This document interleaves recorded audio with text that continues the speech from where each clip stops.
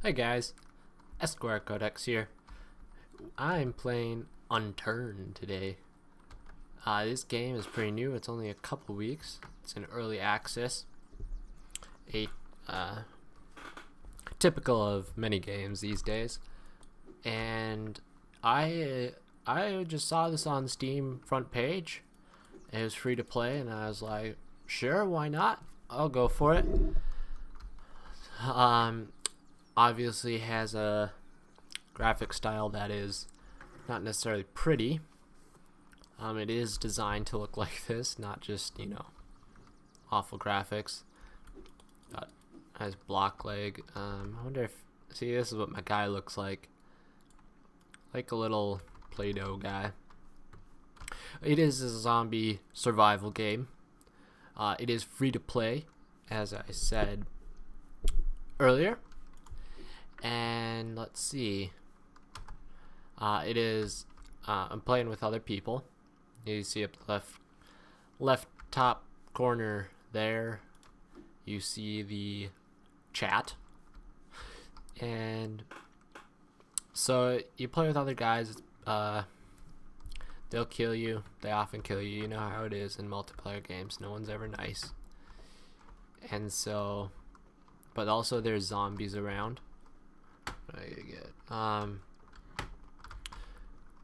Which the zombies, they just chase you forever. Like, you can walk away from them and they usually won't even get you, but they just chase you and never lose interest. I've only played this a couple times, so I am also fairly new to it. Last time I finally got a good load of everything. I had, what is this, carrot seed? Nice. That lures some zombies, I guess.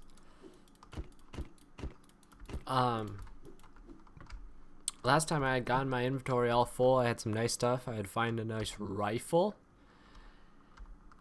And then I was going through a town. I had zombies chasing me. I had like 15 zombies behind me. And I had no ammo left in my gun. And I was pretty scared. And then some guy drove up. Or no. I ran past two guys. And they're like, hey, we'll help you. I was like, oh, thank goodness. This is what I need. And I turned around, came to them, and got shot. Killed me. Some filthy murderers. They killed me right in the teeth. And they lost all my stuff, and I quit the game. And that was 2 days ago. I haven't played it since then, but now I'm venturing back in. Oh, more carrot seed. Booyah. So hopefully I just don't find any people. Makes it more boring, but I'm safe. At least, I would love to get a gun and kill that deer. See, I haven't figured out what those food counters and water counters in the bottom are. Like, I mean, I assume, you gotta keep a watch on that. However, the thing is, it goes up. So, do you need water as it gets to 100%? Because that seems opposite of how I would think you would want it. Often counters go down. But who am I? Potato seed. Sweet bullets. Man, I can plan a fortune of around here. Oh, baby. Crowbar. Alright, let's get a crowbar up in here. Equip. Alright, let's go kill this deer, huh? So that's a brief overview of Unturned, for people who can't understand that accent. Now for a brief overview of Tales of the Belkin. Oh, you see that flip? That Tales of the Belkin is a short story collection by Alexander Pushkin, Russian author. And it's, I think, 5, maybe 6 short stories. Pretty small. It's a novella, or rather, it came in my Art of Novella series. I had it shipped to me, and I finally got around to reading it. And so they are his most famous stories, his most famous collection, and they were good. I enjoyed it. It was my first Pushkin, and I'm always interested in being exposed to more Russian authors. I love Russian literature. It is my favorite. So whenever I want to try out those new ones, like I haven't read much Pushkin. I've only read one Chekhov. Like I've read a lot of Tolstoy and what's his face, Dostoevsky, and whoa, light, cool. But I'm always interested in more Russian authors. So when I saw this chance to read Pushkin, I was excited to do so. Do you think I have a chance to kill these zombies? I don't know. And it was good. I'll have to read more Pushkin because I enjoyed it. Whack, whack. Oh, sweet. I've only killed 2 zombies before. Booyah, 4 experience. And that can be used in skills. Can upgrade stuff. Apparently I need to kill many more zombies. Oh, yeah.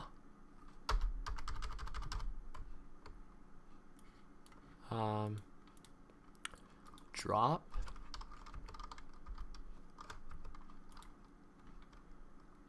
Yeah, these fools.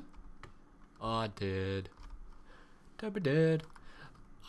My favorite, so 6 short stories in Tales of the Belkin, and it's set in perspective of one guy, who lived on the Belkin estates, and he writes this as if he's gone through these experiences and he's retelling it. So they're all from this one guy's perspective, but really it's just a loose narrative connecting all the short stories.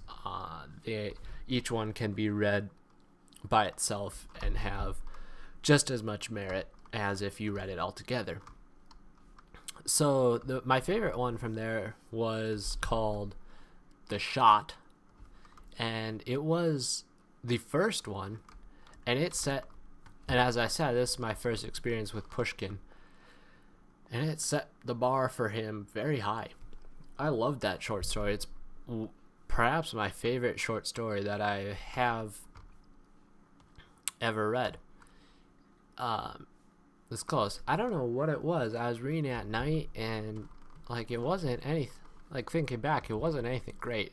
It was pretty ordinary, but I shouldn't have picked this sledgehammer. I have no space anywhere now. It wasn't anything extra special, but I was just reading it late at night, and then alright, let's put on this sailor uniform. Outfield.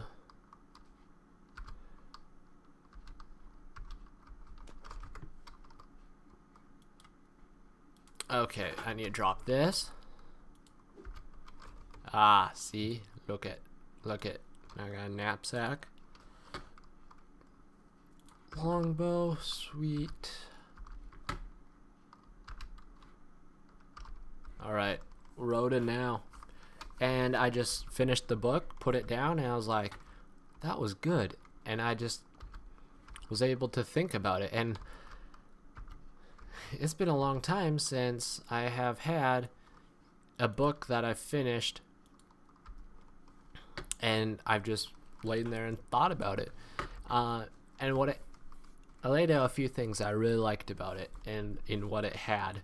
It had, and what I look for in a short story and really enjoy a short story that has this, it had quick character development, attachment between me and the character, and climactic ending that evidences itself in the last paragraph or so. I really like short stories that do that, because first thing, when I read a short story, it's always wearisome to start up a short story because you gotta learn the new characters, remember names.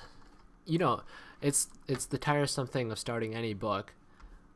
You're always kind of confused right in the beginning because everything's new. And the thing is, with a book, you have 300 pages to go, so it's totally worth it to get invested in those characters and learn it. Whereas a short story, you only have 20 pages, so you're like, oh, this is weary, I gotta learn all this new stuff. So you want to be taught that quickly, and you want that quick attachment right away, so that you feel it's worthwhile within 10 pages. And it's especially wearisome when you're reading a whole collection and you gotta keep doing that over and over again. So I think short stories, I am an offender of this, where I'll read a whole short story collection. I just get weary of it at the end, and it ruins my enjoyment of the last few stories. But short stories should be read one or two at a time, then take a break, because you get that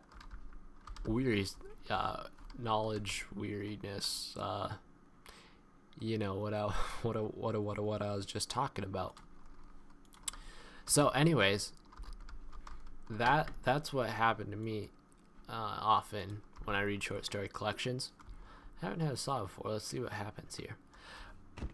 But the shot had those things that I was just talking about. Those three things. Sorry, guys. Okay, quit. We're good. 3 things I look for in a short story. And then it had that climactic ending. Basically, it was a guy who could do something very bad, and you kind of think that's what it's going to be, but in the very end, he does not necessarily what's good, but he doesn't take the evil route. And you're just like, cheers, dude. Cheers for you. And, oh, yeah, that's what I thought. No ammo. No ammo. Alright. And that just gave me that good feeling and what I gnawed over as I fell asleep and thought about. So, the shot of any of those Tales of the Belkin, that's what you should read. It's about a duel that went bad first, so this guy wants revenge, so they have a second duel, and that's where things happen. Things happen, you see. Read it for yourself. It's totally worth it. Short story, 25 pages. Take a half hour of your time. It's a good read. And what do you guys look for in a short story?